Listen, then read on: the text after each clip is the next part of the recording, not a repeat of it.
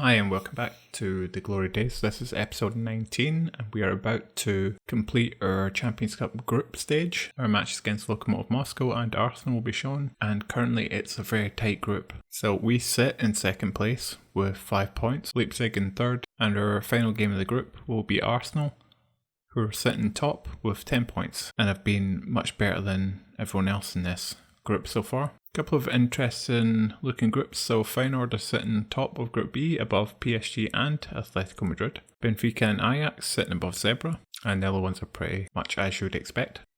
So if you're looking forward to the video, please give it a big thumbs up, subscribe to the channel, and let's get started. Just before we get into the game, we'll have a quick look at how our league form's been going. So we drew our last game against Bologna, 1-1. And that currently leaves us 5 points behind Milan, who are leading Serie A, and it's pretty tight so far at the top. Our main aim is to qualify again for Champions Cup, but to be as high as possible in this group to maximise our income. So for the game against Lokomotiv Moscow, we are going with a bit of a rotated squad again. The main change is that Krunic will come into the midfield. Kwame is just about back to being fit again to play, so he may manage to get a few minutes in this game, depending on how the results go on. We played control possession again in the previous game. It didn't quite go as well as the game before, so this one we're going to go back to the gegenpress and try and really go at this team. We're at home and we really need the win.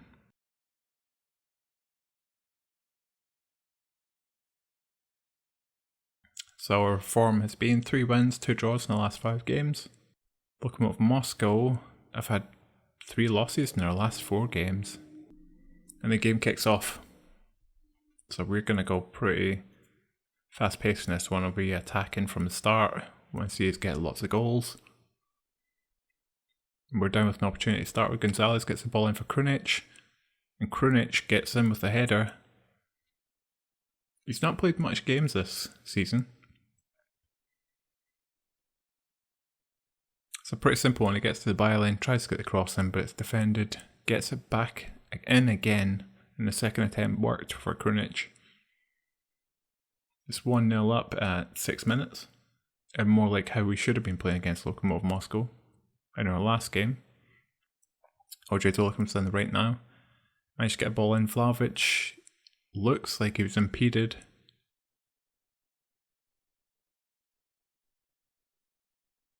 A little bit of a wait here, but the penalty is awarded.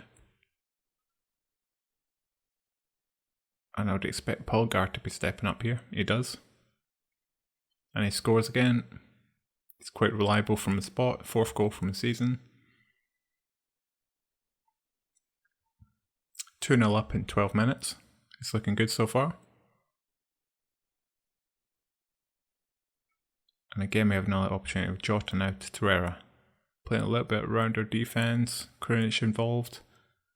Attempted ball over the defence, but it was too straight to the goalkeeper.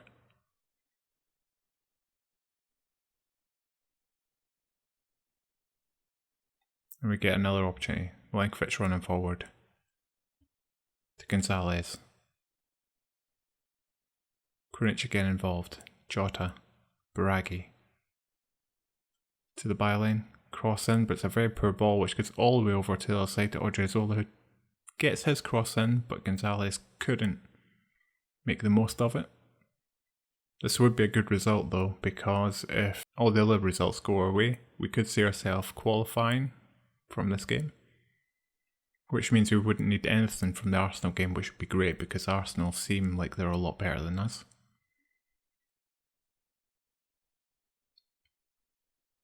A little bit of ping pong going on, but Bragg got a cross in, and Gonzalez this time managed to head into the back of the net. 3-0. The goal's confirmed. We can see here, bounced off the defender.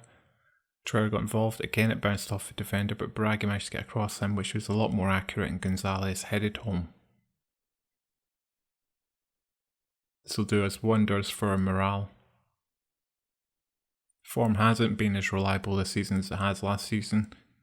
No doubt down to the number of games that we're playing. We haven't even given Lokomotiv a shot so far. At 3-0, I think we will go to the control possession tactic in the second half. Just reduce the strain on the squad. Also really want to get Kwame back on, so I'm going to give him 45 minutes. And hope that that isn't too much for him. But they get a ball over the top, Kirk gets in, but great save by Dragowski.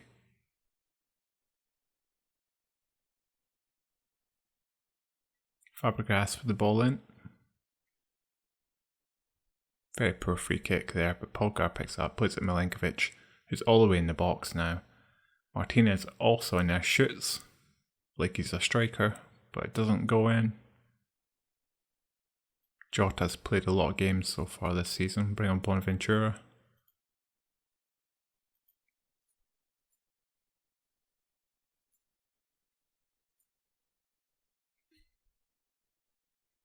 We collect it from a poor ball by Lokomotiv Moscow. Martinez just takes his time. Bragi.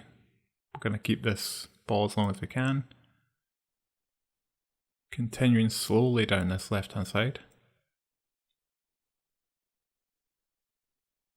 Making little triangles, but the ball's played over to Gonzalez. Gonzalez gets in, but the goalkeeper managed to make a save. We'll take off Odriozola as our next and last sub. He plays a lot of games too, but we don't really have a preferred replacement for him, so he tends to have to play every game. And Lokomotiv almost getting by a bit of a mix-up at the back. Is there one last attempt here? We have Gonzalez in the box, and Gonzalez picked up an injury. We've had quite a few of those this season. I think we've got 4 players out, only just getting Kwame back from injury. But it looks like we've managed to go 4-0 up here. Krunic again involved. We just changed him to a slightly more attacking position when Bonaventura comes on, because Bonaventura doesn't have the legs in this season. But he is involved, he's up there, plays it back to Krunic, and he scores. 4-0. It's a great result for us. We were clear that whole match that we were in control. Possession was good once we went to control possession. Commanded the game, 34 shots, 19 on target. Expected around 4 goals. We can see that Arsenal and Leipzig are still to play. They'll be coming up next, so we'll keep a close eye on that game. Fortunately, Gonzalez is only out for around a week. We'll leave him to the physio. We do manage to boost our income from winning that match. You get over 2.39 million for a win. Only under 800k I think it is for a draw. So that is key. We can see our finances are looking pretty steady at the moment at 72 million in balance. It's good when you've got that Champions Cup money coming. It keeps you sort of straight and steady. But we can also see that our profit's been fairly steady so far. Expenditures okay, we had that peak, but everything's looking good at the moment.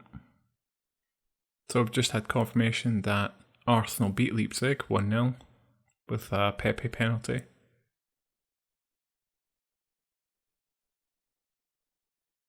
It was a pretty even game, but they took control at the end when the penalty happened. It didn't look like losing it from there. We have them in our final match. But it means that we've qualified now for the first knockout round, which is a real bonus. It's been a bit of a slog in Group A to get there. We did manage to score 13 goals, only 4 against, and considering Lokomotiv Moscow and Leipzig both conceded 11 and 22, you'd really expect us to be above them, but at one point it didn't look like we were going to be above them, so there is a bit of relief there. Every little penny counts as we go forward. Try to improve this team. There's definitely improvements to be made. We need to keep developing the youngsters, which is just a case of time. And then when we lose Vlahovic, who's really been pulling this team to higher levels the whole way through this save, we're going to have to replace him too. So we're trying to do some work behind the scenes on the scouting to make sure we've got a ready-made replacement when he comes in. Just for confirmation, you can see that Vlahovic is only 22, so don't think we're going to get a 22-year-old who's already at 4.5 star in the finances which we'll have, because we only receive... Oh, it's gone up a lot. We used to only get 20% of the transfer revenue made. It's now gone up to 80%. So I still don't think we're going to get someone in at the same level of quality initially. I think we're going to have to get someone about the same age, but really his development's not going to be near this yet. I do think that Kwame, though, has a bright future and is certainly going to help us in the interim. So we will play the Lecce game off the camera, and we will come back for our final game against Arsenal. And we return for our final group stage game against Arsenal. Both of ours are qualified for the next round. However, it would be nice to get a result against Arsenal. In our schedule, you can see that we actually had a really comfortable game against Lecce. We won 4-0. I need to show you the goals because there was one goal in particular which was a real highlight. So we scored, Milinkovic scored from a corner. Then we got a second by Polgar from a free kick. This time it's a crazy header. Look where Polgar come from. Smashes it right into the bar and it goes in, and Milinkovic got it. So all our goals came from set pieces, which is it's good that we're scoring set pieces. It certainly helped. It would be nice to get a bit more from sort of normal play. But yeah, you can see it was a comfortable win. It was such a comfortable game, we've managed to get a bit of game time into Ratazzo. Kwame also got a little bit of game time. And Retsos came on, which allowed us to just rotate that squad, which is really starting to feel the games again. You can see match load is really going up to heavy again. Starting to get small niggly injuries. Patagna's not really been scoring as much so far this season. He has made 5 appearances and 2 subs, scored 3 goals. I guess when you think of it that way, he's not scored many because he's not played many, so maybe he just needs a bit more game time. You can see all the injuries which we're suffering from, so Salto is still out, Januzaj still out, getting close to coming back, so is Castrovoli. Kwame's just about getting back, Gonzalez is still only allowed a few minutes game time. But it's good to see a bit more of the squad come back, allow us to rotate a bit more. So for this game against Arsenal, the back 4 is our regular back 4. The midfield 3 is the only real change from our usual one. Castrovoli is that Krunic is in here, but he's been in here playing with Bonaventura on and off. Then up front we got Mali, Jota and Vlahovic. So Arsenal line up, same formation I think it was they last played. Oh, they've got Eric Garcia at the back now, that's interesting. Our usual formation, couple of changes. You can see here we're both qualified. They've got 13 points, we've only got 8. But we did enough to get through. Starting to wonder if it's the tactics when we're playing in Europe, if we need to just be a little bit more tighter. It's Arsenal with the first chance. Tierney runs down. Plays it with Herrera, Thomas, Maitland-Niles, to Saka, and they're clean through. Lovely little bit of play there by Arsenal.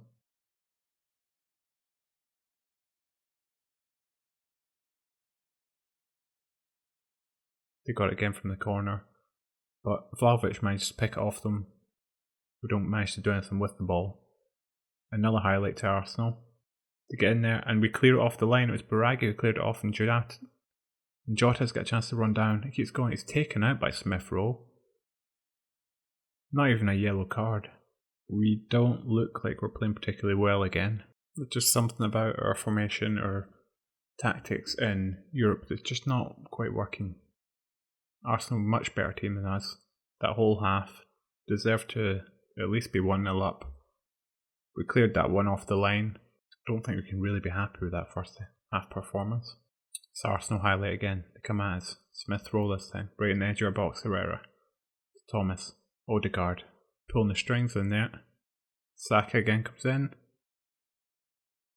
Maitland-Niles. We clear it only as far as Thomas. Herrera's got a chance back to Thomas. Tierney. We just can't get it off Arsenal. Eventually get it cleared by Milenkovic. But it's back in again, and this time Arsenal do punish us.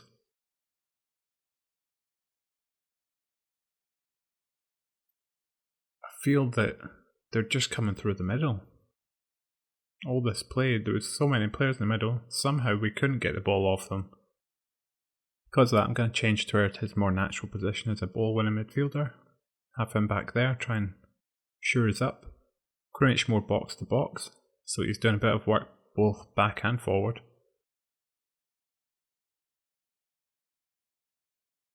We'll see how that works if that shores us up a little bit more. It's the first chance I've seen us have now. Odriozola on the right. They'll throw in to Jota. Jota plays it to Krunic. And Mali gets in off the rebound from the goalkeeper and manages to put it away. It's 1-1. Straight away, Krunic got forward. So you can see it here. This Jota takes it on his chest. Lovely ball through to Krunic, who's playing that box-to-box midfielder now. Takes a shot. Mali gets the rebound. And it's 1-1.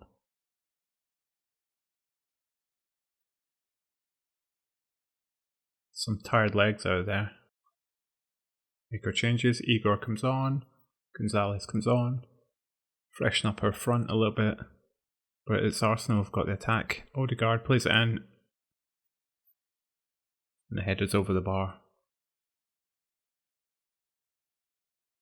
85 minutes gone. I feel like there's going to be at least one more chance. Probably for Arsenal at this point. But no, it's us, Igor on the left hand side, to Torreira, to Polgar. Polgar plays in the ball, Gonzalez gets up for the header. It's 2-1.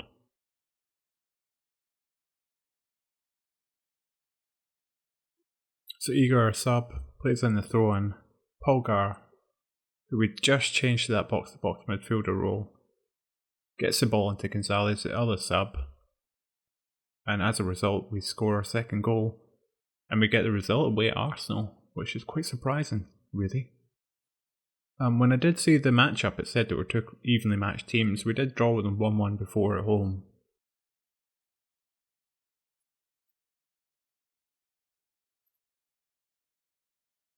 So that took us up now, and we have quite a respectable points total there on the group. 11 points. Arsenal topped it with 13. We couldn't overtake them with that win. You can see Leipzig came and won 5-1 at Lokomotiv. And that again really helped. We get another almost 2.4 million, which is really helping our finances at the moment, keeping our balance up where we want it to be. And really, that should help us in the long term to have a bigger transfer budget, hopefully for next season. It's only saying that we're going to get 3.76 million guaranteed, but I would expect that's going to be a lot more. So if we actually look at Serie A, how it stands now, we won our game at Lecce, which actually meant we went pretty close to Milan again. Milan then had the opportunity to rebuild their points advantage, but they only managed to draw against Sassuolo. A 1-1 draw, where Kessie scored and Berardi then replied again, both penalties. I see it's quite a tight group here in this top four. So our games won't be returning until January due to the World Cup. Gonzalez has been overlooked by Argentina because he's at Fiorentina and should be at a bigger club if he wants to be part of the selection. Which is a bit of a shame. Januzaj is also left out, but that's because of fitness. Just as we finish off this episode, Krunic had a really good game for us in the Champions League. Has just put in a transfer request. Didn't think he was getting enough game time here, which is unfortunate, so he's now looking for a new club. If we can get anywhere near that 50 million, that would go a long way to helping us to bring in someone else. So I hope you've enjoyed this episode. If you have, please give the video a big thumbs up, subscribe to the channel, and hopefully see you in the next video. Thanks for watching.